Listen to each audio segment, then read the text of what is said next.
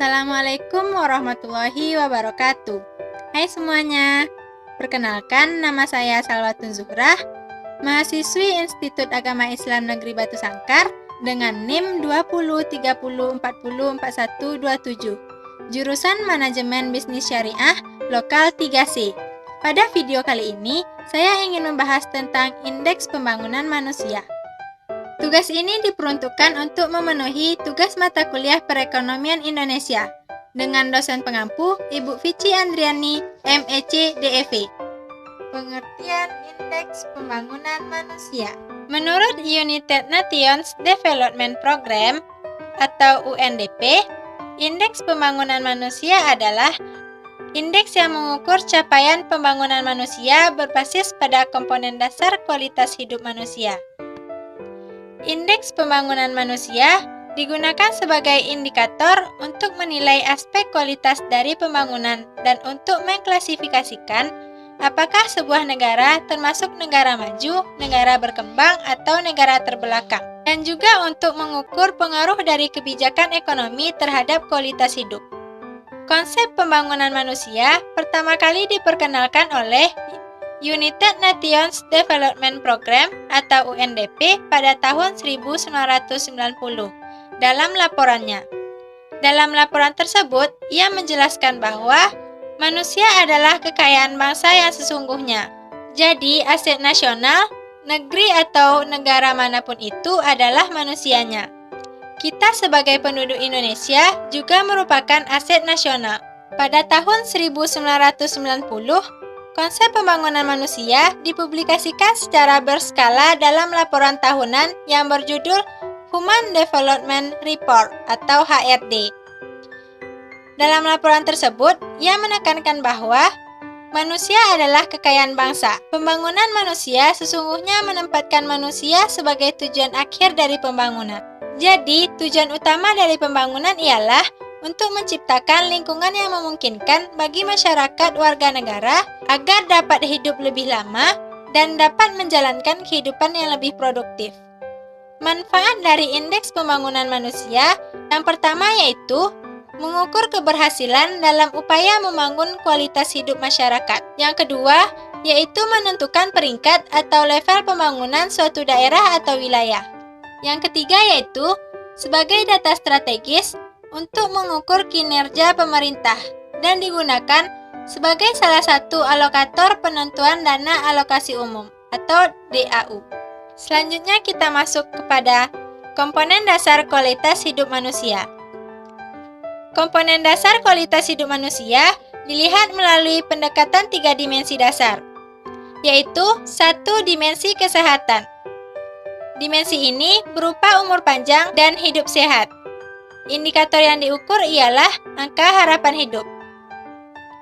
Angka harapan hidup adalah rata-rata estimasi lamanya tahun yang dapat dilalui oleh seseorang selama hidup. Angka harapan hidup dihitung melalui pendekatan tidak langsung menggunakan pendekatan data angka lahir hidup atau AALH dan angka masih hidup atau AMH. Yang kedua yaitu dimensi pendidikan. Dimensi ini berupa pengetahuan, yang mana diukur melalui 2 indikator. Indikator pertama yaitu rata-rata lama sekolah atau RLS. Rata-rata lama sekolah adalah jumlah tahun yang digunakan oleh penduduk dalam menjalankan pendidikan formal. Indikator yang kedua yaitu harapan lama sekolah atau HLS. Harapan lama sekolah adalah lamanya sekolah yang diharapkan oleh anak pada umur tertentu di masa mendatang. Penghitungan dilakukan pada penduduk yang berusia 7 tahun ke atas, karena adanya program wajib belajar dari usia tersebut. Dimensi yang ketiga yaitu dimensi pengeluaran. Indikator yang diukur ialah pengeluaran per kapita. Pengeluaran per kapita dihitung menggunakan rata-rata pengeluaran per kapita konstan atau real yang disesuaikan dengan paritas daya beli. Selanjutnya, saya akan mencoba menghitung Indeks Pembangunan Manusia berdasarkan data dari Badan Pusat Statistik.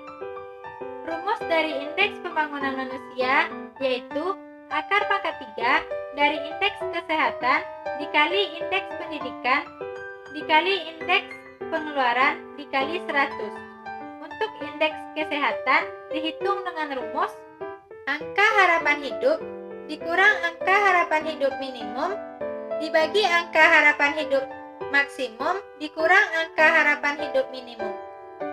Berdasarkan data dari Badan Pusat Statistik, angka harapan hidup DKI Jakarta mengalami peningkatan dari tahun ke tahun. Hal ini menunjukkan derajat kesehatan manusia terus meningkat. Hal ini tentunya tidak terlepas dari berbagai program peningkatan sarana dan prasarana kesehatan oleh pemerintah.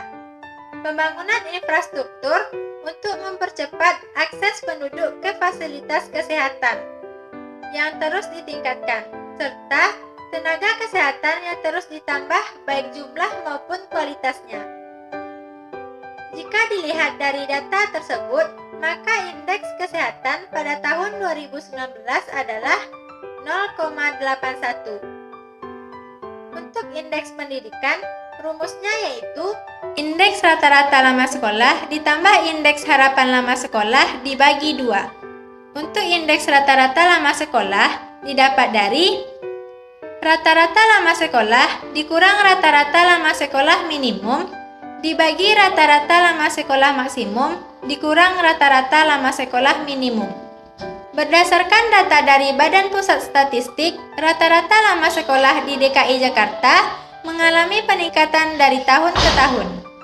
Dan jika dilihat dari data tersebut, maka indeks rata-rata lama sekolah tahun 2019 adalah 0,74. Lalu, indeks harapan lama sekolah didapat dari harapan lama sekolah dikurang harapan lama sekolah minimum dibagi harapan lama sekolah maksimum dikurang harapan lama sekolah minimum. Berdasarkan data dari Badan Pusat Statistik, nilai dari harapan lama sekolah pun selalu meningkat tiap tahunnya. Dan dilihat dari data tersebut, maka indeks harapan lama sekolah tahun 2019 adalah 0,72. Jika hasil kedua indeks diakumulasikan, maka indeks pendidikan tahun 2019 adalah 0,73. Selanjutnya, untuk indeks pengeluaran, rumusnya adalah pengeluaran per kapita dikurang pengeluaran per kapita minimum dibagi pengeluaran per kapita maksimum dikurang pengeluaran per kapita minimum. Berdasarkan Badan Pusat Statistik, pengeluaran per kapita dari tahun ke tahun terus mengalami peningkatan. Artinya, semakin hari penduduk DKI Jakarta memiliki kehidupan yang semakin layak dan sejahtera. Dilihat dari data tersebut, maka indeks pengeluaran tahun 2019 adalah 0,69. Jadi, dari hasil ketiga perhitungan tadi, maka indeks pembangunan manusia untuk wilayah DKI Jakarta pada tahun 2019 adalah 74,2. Dilihat dari hasil indeks pembangunan manusia tersebut, maka menunjukkan bahwa pembangunan manusia di wilayah DKI Jakarta berada pada level tinggi. Hal ini didasari oleh kelompok nilai indeks pembangunan manusia yang telah ditentukan seperti yang ada pada tabel berikut. Atas pencapaian nilai indeks pembangunan manusia 74,2, maka kualitas pembangunan di daerah DKI Jakarta dikatakan sangat baik. Demikianlah penjelasan materi indeks pembangunan manusia dari saya. Terima kasih kepada Ibu dosen dan teman-teman yang telah menonton video saya dari awal sampai akhir. Akhir kata saya ucapkan dengan Assalamualaikum warahmatullahi wabarakatuh.